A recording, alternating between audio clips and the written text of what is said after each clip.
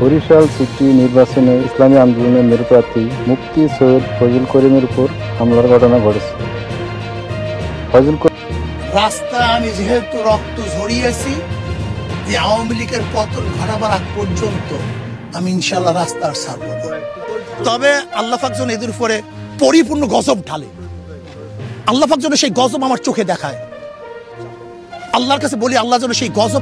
অভিযোগ, নৌকা প্রার্থীকে সমর্থকরা তার উপর পূর্ব পরিকল্পিতভাবে হামলা চালিয়েছে।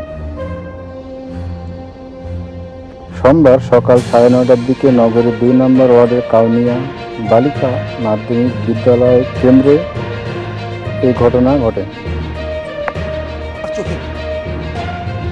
এ সময় নৌকার কর্মী সমর্থকরা ইসলামী আন্দোলনের মেরুপ্রার্থী মুফতি সৈয়দ ফজল করিমকে প্রবেশ করতে বাধা দেয় বলে অভিযোগ ওঠে।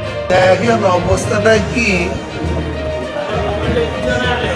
ভোট দিতে যাবে এরকম কোন পরিবেশ সৃষ্টি করে, যারা আমাদের ভোট দিবে এরকম মনে করে তাদেরকে। এই মাঝে তার উপর এই ন্যাক্কারজনক হামলার ঘটনা ঘটে। মেয়র প্রার্থী ইসলামী আন্দোলনের বাংলাদেশ, তিনি আরো বলেন, আমি তাদের বাবার বয়সী, আমার চুলদাড়ি সবাই পেকেছে, অথচ তারা আমাকে রক্তাক্ত করেছে। ফজল করিম আরো উল্লেখ করেন, তারা আমার কর্মীদের উপর হামলা করছে, রক্ত যখন দিয়েছি জীবনের শেষ রক্তবিন্দু দিয়েও এই জালিম সরকারের বিরুদ্ধে লড়াই করব। বাংলাদেশের জমিনে হয় শাহাদত বরণ করব, নয়তো এই জালিমদের হটানোর ব্যবস্থা করব। প্রায় 2 বার আওয়ামী সন্ত্রাসীদের হামলা এবং তাকে জখম আহত করা হয়েছে। এবং এই অনিয়মের মারাত্মক অনিয়মের প্রতিবাদে আমরা নির্বাচনী ফলাফলকে প্রত্যাখ্যান ঘোষণা করছি।